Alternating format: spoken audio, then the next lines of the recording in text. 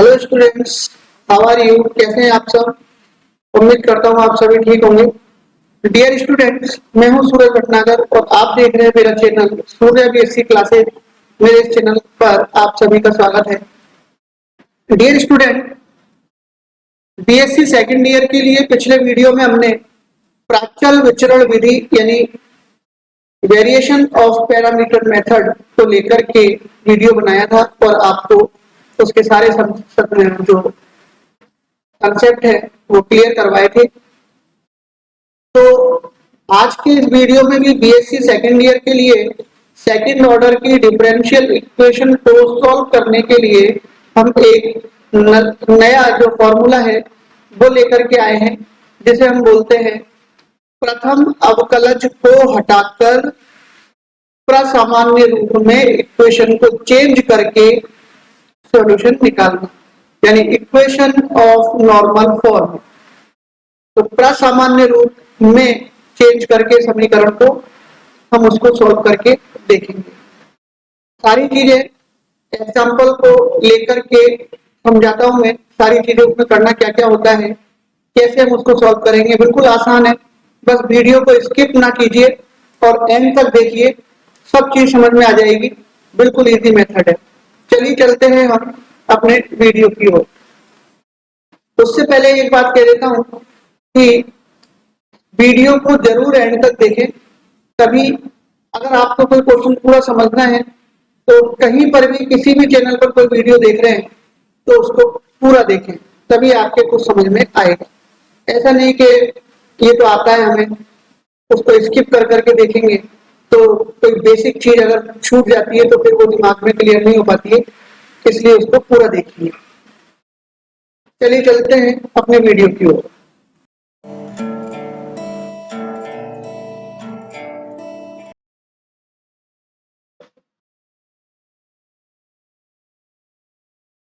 देखिए स्टूडेंट्स, ये हमारे सामने इक्वेशन ऑफ नॉर्मल फॉर्म यानी प्रासामान्य रूप की अवकल समीकरण का टॉपिक है।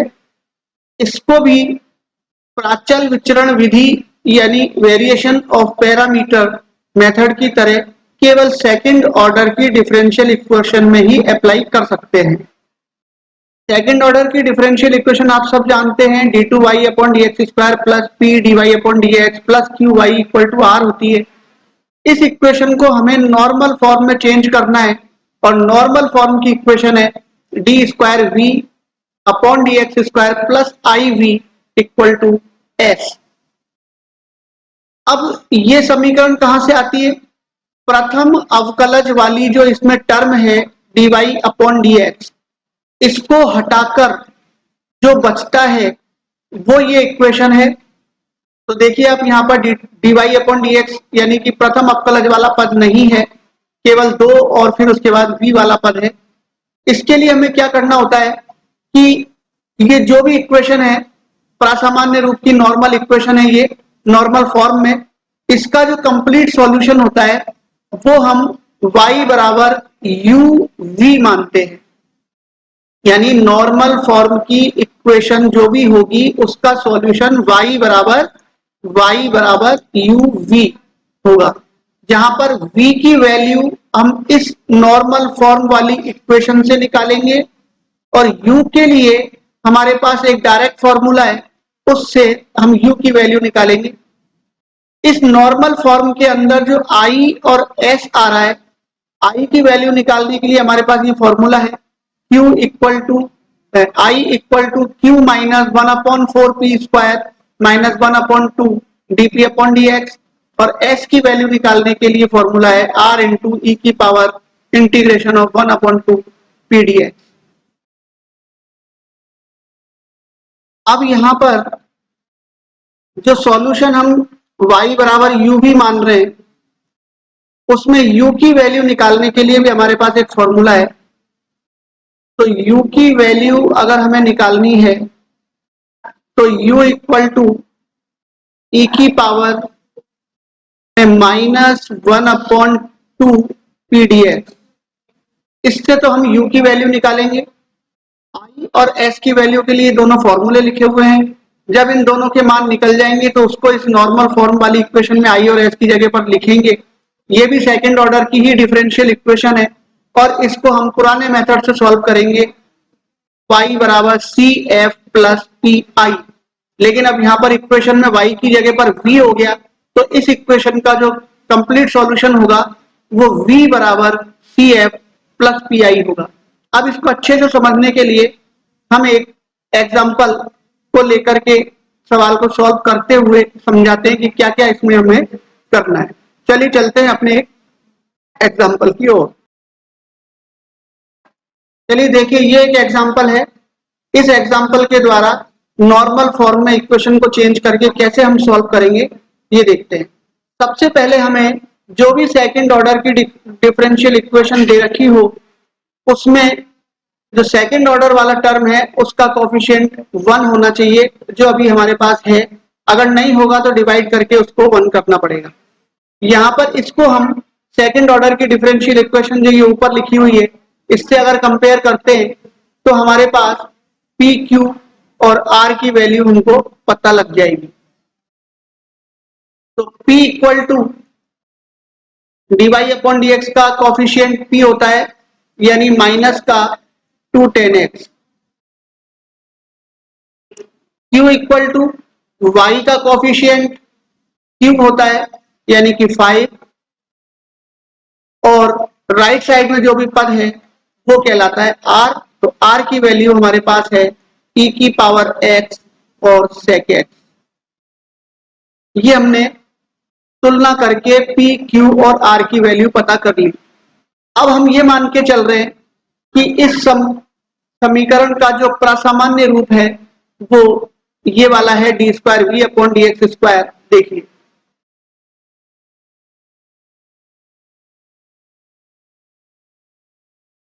माना कि नॉर्मल फॉर्म ऑफ इक्वेशन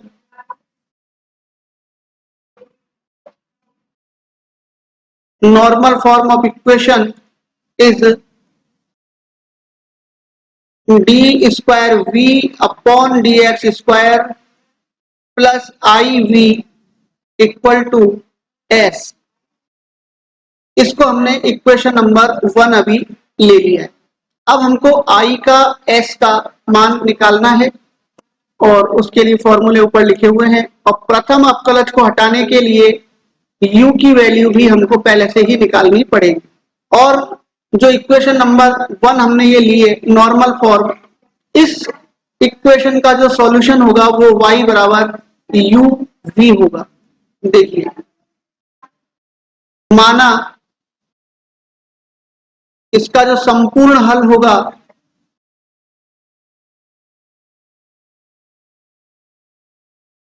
यानी कि कंप्लीट सॉल्यूशन,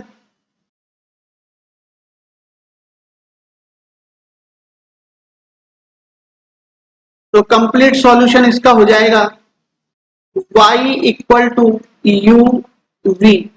ये इसका कंप्लीट सॉल्यूशन हमने मान लिया और इसको इक्वेशन नंबर 2 ले लिया।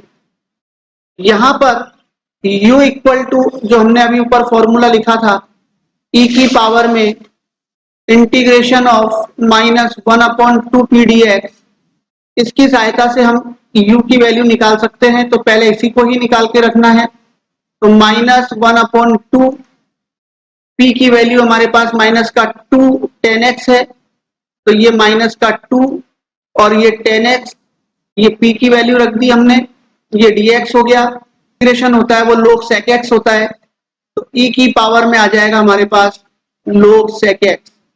e और log आपस में कैंसिल हो जाएंगे तो केवल हमारे पास रह जाएगा sec x। ये हमारे पास u की वैल्यू आ गई। अब हमको इक्वेशन को नॉर्मल फॉर्म में चेंज करने के लिए i के और s के मान चाहिए। तो अब i के लिए हम सवाल को सॉल्व करते हैं। तो i बराबर हमारे पास है q -1/4 p square -1/2 dp upon dx। ये हमारे पास i के लिए फॉर्मूला है, इसमें वैल्यू पुट करते हैं क्यू इक्वल टू हमारे पास है 5 माइनस 1/4। पी की वैल्यू हमारे पास है माइनस का 2 10x, लेकिन हमको पी स्क्वायर की जगह लिखना है, तो ये हो जाएगा माइनस का 2 10x, ये इसका वर्ग हो गया, माइनस 1/2। पी का differentiation with respect to X, तो 10x का डिफरेंशिएशन सेक स्क्वायर होता है, तो ये हो जाएगा माइनस का 2 सेक स्क्वायर एक्स।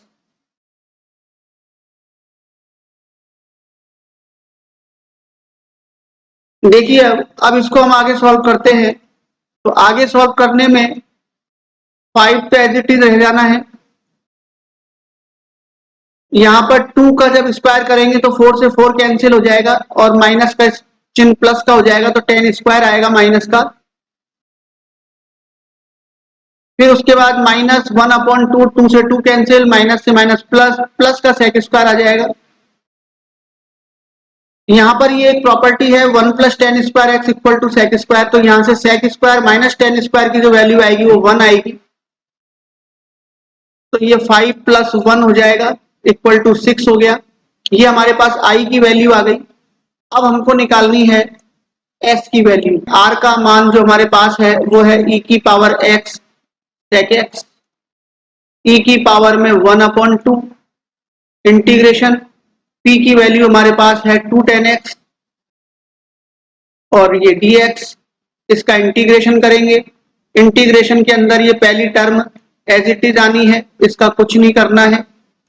ई की पावर में पहले तो ये 2 से 2 कैंसिल हो जाएगा, माइनस का साइन रह जाएगा और 10x का इंटीग्रेशन लोग सेक एक्स हो जाएगा।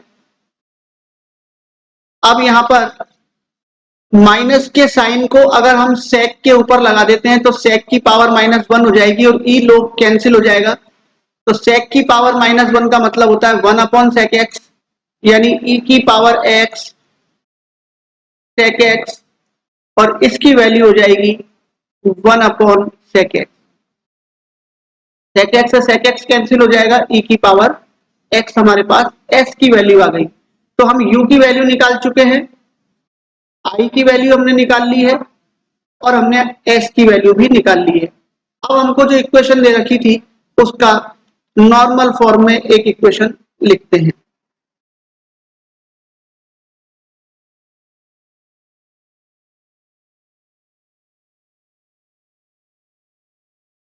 The equation of normal form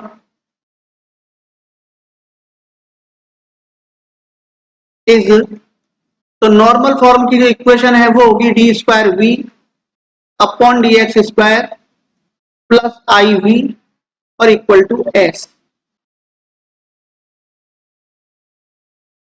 देखिए अब यहां पर हमने नॉर्मल फॉर्म में i और s की वैल्यू पुट करके ये इक्वेशन लिया है।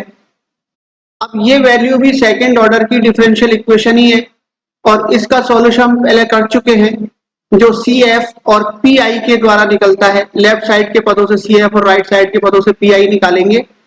अब यहाँ पर इसको हमें डिफरेंशियल ऑपरेटर के रूप में चेंज करना है, जिसके लिए हमको d/dx equal to capital letter में d रखना है। फिर एक्सिलरी इक्वेशन के लिए हमको capital D equal to m के लिए इसको सॉल्व करना है, तो m से हम CF लिख सकते हैं। तो यहाँ पर अगर इसको हम डिफरेंशियल ऑपरेटर में चेंज करते हैं तो ये हो जाएगा d² + 6v equal to e की पावर x। अब हम यहाँ पर एक्सिलरी इक्वेशन लेंगे from auxiliary equation. Auxiliary equation में क्या होता है कि d की जगह पर m पुट कर देना होता है, तो ये हो जाएगा m² + 6 इक्वल टू 0। तो यहां से हमारे पास m के दो रूट आ जाएंगे, m इक्वल टू -6 या m² इक्वल टू -6 अगर करते हैं तो यहाँ से m की दो जो वैल्यू आएंगी वो इमेजिन आएंगी, यानी माइनस प्लस में √6 और आयोटा। माइनस की संख्या का जब स्क्वायर रूट लेते हैं तो आयोटा में टर्म आती है और इसका जो CF हो जाएगा फिर C1 e की पावर mx, m का मतलब √6 iota x plus C2 e की power minus under root 6 iota और x। यहां पर इसको हम ट्रिग्नोमेट्रिकल फॉर्म में चेंज करेंगे तो ये हो जाएगा C1 cos under root 6 x plus C2 sine under root 6 x। यानी e की पावर अगर प्लस आयोटा में है तो उसको कॉस में चेंज करते हैं, और e की पावर माइनस आयोटा में है तो साइन में उसको चेंज कर देते हैं। इसको हम कोई इक्वेशन दे देते हैं। CF हमने निकाल लिया है, ऊपर हमने अभी कोई इक्वेशन मानी, दो इक्वेशन मान रखी है, तो इसको हम ले लेते हैं इक्वेशन नंबर 3। अब हमको निकालना है पी आई, और पी आई के लिए सीधा सा फॉर्मूला हम पहले पढ़ चुके हैं, 1/FD। FD का मतलब जो D का फलन है हमारे पास D² प्लस 6 है, और इनटू राइट साइड का जो फलन है वो e की पावर x है। राइट साइड के फलन से ही पी आई निकलता है। अब हमको यहाँ पर इसको सॉल्व करना है। देखिए एक्सपोनेंशियल फंक्शन जब होता है तो पी आई निकालने के लिए एक्सपोनेंशियल फंक्शन के अंदर d equal to A put करते हैं। अब a कहां पर आएगा, a को हमें देखना पड़ेगा e की पावर ए एक्स, जो एक्सपोनेंशियल फंक्शन होता है उसको कंपेयर करना है e की पावर ए एक्स से। तो x का जो कोफिशिएंट होगा वो a होगा, और हमारे प्रश्न में x का कोफिशिएंट 1 है, इसलिए a का मान 1 हो जाएगा, तो d इक्वल टू 1 हो जाएगा। अगर d इक्वल टू 1 रखने पर जो अपॉन में fd लिखा हुआ है, fd इज नॉट इक्वल 0 रहता है। यानी अगर हम d इक्वल टू ए रखते हैं तो 1/FD के अंदर जो FD है यानी कि वो FA हो जाएगा। अगर नॉट इक्वल 0 रहता है तो ही हम D की जगह पर A पुट कर सकते हैं, अन्यथा अगर FA इक्वल टू 0 हो जाता है तो फिर PI के लिए जो फॉर्मूला है वो है x की पावर n अपॉन n और इंटू e की पावर x। इस क्वेश्चन में अगर एफ ए इक्वल टू 0 हो जाता तो हम ये फॉर्मूला लगाते, और नॉट इक्वल 0 रहता है तो डी की जगह पर ए पुट कर सकते हैं। जैसे हमारे पास डी की वैल्यू 1 है, अगर हम यहाँ पर डी की जगह पर 1 रखते हैं तो ये नीचे 0 नहीं होगा। नहीं होने का मतलब है हम डी की जगह पर ए पुट कर सकते हैं, तो यहाँ पर कर देते हैं। तो ये हो जाएगा 1 की पावर 2 प्लस 6 और इंटू ई की पावर x। तो ये हो गया 1/7 और e की पावर x। इसको हमने ले लिया इक्वेशन नंबर 4। अब इक्वेशन नंबर 4 से हम जो वैल्यू निकालेंगे वो v आ जाएगी।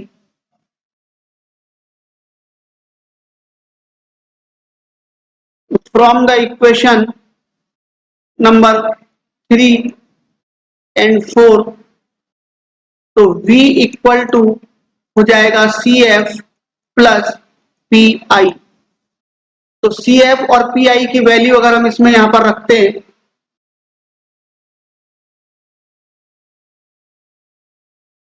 तो देखिए v इक्वल टू हो जाएगा सी एफ की वैल्यू ऊपर इक्वेशन नंबर 3 से C1 cos under root 6 x plus C2 sine under root 6 x plus equation number 4 से पी आई की वैल्यू 1/7 e की पावर x। ये हमारे पास v की वैल्यू आ गई। इस v की वैल्यू को हम लिखेंगे, जो हमने कंप्लीट सॉल्यूशन माना हुआ है नॉर्मल फॉर्म का, यहां पर कंप्लीट सॉल्यूशन होता है y equal to you v. तो y बराबर यू वी के अंदर हम v की वैल्यू तो यही वाली पुट करेंगे, और u की वैल्यू हम ऊपर निकाल चुके हैं। u की वैल्यू हमारे पास आई थी, यहाँ पर u की वैल्यू है second.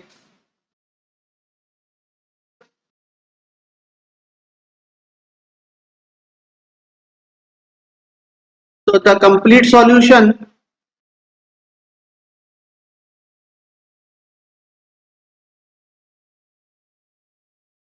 is the given equation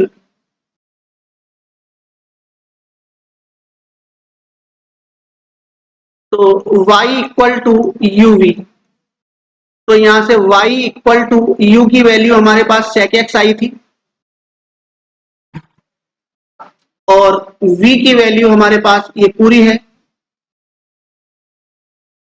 c1 cos under root 6x plus c2 sine under root 6x plus 1/7 e की पावर x। तो ये हमारे दिए गए प्रश्न का कंप्लीट सॉल्यूशन है। देखिए इस प्रश्न को हमने जो सॉल्व किया है इसको मैं जल्दी से एक बार रिपीट कर देता हूं। इक्वेशन ऑफ नॉर्मल फॉर्म प्रसामान्य रूप की अवकल समीकरण, इसका जो मानक रूप होता है वो d2y upon dx square plus p dy upon dx plus qy बराबर r। इसका जो नॉर्मल रूप हमको लेना है वो D square V upon dx square plus I V बराबर s। इन सबके फॉर्मूले हमारे पास हैं। यहाँ पर हम जो i और v को पुट कर रहे हैं, i, v और s। i के लिए हमारे पास फॉर्मूला ये लिखा हुआ है, s के लिए लिखा हुआ है। अब ये जो डिफरेंशियल इक्वेशन आई है इसके अंदर प्रथम अवकलज का पद नहीं है।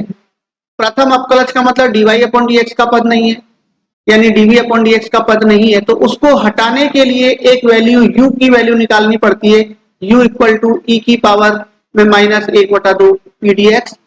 अब हम इसको समझने के लिए एक एग्जाम्पल को लिया हमने। एग्जाम्पल में सबसे पहले हमको करना क्या होता है कि जो द्वितीय कोटि का जो पद होता है उसका गुणांक इकाई होना चाहिए, तो वो पहले से ही यहाँ पर है, इसलिए हमको इसको एज इट इज रखना है। केवल कंपेयर करके हमने p, q और r की वैल्यू यहाँ देख ली क्या क्या है। फिर इसके बाद हमने इस इक्वेशन को नॉर्मल रूप में चेंज करने के लिए, प्रसामान्य रूप में चेंज करने के लिए इक्वेशन लिख ली। अब इस इक्वेशन में हमको 3 वैल्यू निकालनी है, यानी इस इक्वेशन का जो कंप्लीट सॉल्यूशन होगा वो y इक्वल टू u भी होगा। u की वैल्यू निकालने का फॉर्मूला यहाँ लिखा हुआ है, तो u का मान हमने जो वैल्यू पुट थी हमारे पास उनको लेकर के हमने sec x निकाल लिया। अब v की वैल्यू निकालने के लिए हमको आगे चलना पड़ेगा। v की वैल्यू निकालने के लिए हमको इसको प्रासामान्य रूप में चेंज करना पड़ेगा, तो i और s की वैल्यू निकालनी पड़ेगी। तो i का मान निकालने का ये फॉर्मूला है, इसमें हमने q, p स्क्वायर और dp अपॉन dx की वैल्यू रखी, जिससे उसको सॉल्व करने के बाद 6 आ गया। इसी तरीके से r की वैल्यू निकालनी, s की वैल्यू निकालनी है, तो s की वैल्यू निकालने के लिए हमारे पास ये फॉर्मूला है। इसके अंदर भी हमने p की वैल्यू और r की वैल्यू रख के इसको जब सॉल्व किया तो e की पावर x आ गया। तो फिर जो इक्वेशन हमको दे रखी थी उसका नॉर्मल जो फॉर्म होगा वो ये होगा। यहाँ पर i और s की वैल्यू हमने रख दी। यहाँ जो इक्वेशन हमको मान मिली है ये हम पहले सॉल्व कर चुके हैं CF और PI के द्वारा। तो सबसे पहले लेफ्ट हैंड साइड वाले पद में हम differential operator d upon dx equal to capital D में इसको चेंज करते हैं। फिर CF निकालने के लिए हम एक एक्सिलरी इक्वेशन लेते हैं जिसमें d की जगह पर हम m पुट करते हैं। तो यहाँ से m की value plus minus under root 6 iota आ गई, जिसकी सहायता से हमने ये CF निकाल लिया। CF की वैल्यू हमने यहाँ पर लिख ली। इसके बाद PI की value 1 upon F D into Q, पुराना फॉर्मूला है 1 upon F D into Q. तो Q का मतलब राइट साइड का फलन और FD का मतलब D का फलन। तो D का फलन हमारे यहाँ पर D स्क्वायर प्लस 6 है और राइट साइड का फलन e की पावर x है। अब यहाँ पर एक्सपोनेंशियल फंक्शन को सॉल्व करने के लिए जो हमारे पास मेथड है वो है d इक्वल टू ए। तो d इक्वल टू ए अगर हम पुट करते हैं, तो d इक्वल टू ए अगर हम पुट कर देते हैं, लेकिन नीचे की संख्या 0 नहीं होनी चाहिए जब भी रख सकते हैं। तो हम यहाँ देख रहे हैं कि d की जगह पर अगर 1 रखते हैं तो ये नीचे 0 नहीं होगा, इसलिए d की जगह पर 1 रख के 1/7 e की पावर x pi की वैल्यू आ गई। तो 3 और 4 समीकरण हमने इनको नाम दिया हुआ है, तो वहां से v बराबर cf प्लस pi आ जाएगा। तो v बराबर cf की वैल्यू प्लस ये pi की वैल्यू लिख दी। फिर हमने ऊपर जो कंप्लीट सॉल्यूशन माना हुआ है y बराबर uv, तो u की वैल्यू भी हम ऊपर निकाल चुके हैं 10x और v की वैल्यू हमने यहाँ पर निकाल ली है। दोनों मानों को यहाँ पर लिखा, ये sec x हो गया, ये vx का मान हो गया। तो इसकी सहायता से हमारे पास ये कंप्लीट सॉल्यूशन आ गया इसका। तो इसी तरीके से हम किसी भी क्वेश्चन का कंप्लीट सॉल्यूशन निकाल सकते हैं। तो इस तरीके से ये प्रासामान्य रूप की समीकरण का कंप्लीट सॉल्यूशन है। इस प्रश्न को एक बार पूरा ऊपर से नीचे तक कंप्लीट देखिए, समझने की कोशिश कीजिए किस तरीके से ये सॉल्व हुआ है। और अपने से भी करके देखिए। अगर इसमें कोई डाउट रह जाता है तो कमेंट बॉक्स में लिख करके आप सेंड कर सकते हैं। अगर वीडियो आपको अच्छा लगा, कुछ समझ में आया आपको, तो इस चैनल को सब्सक्राइब भी कीजिए। फिर नेक्स्ट वीडियो में मिलेंगे किसी नई प्रॉब्लम के साथ। Thank you.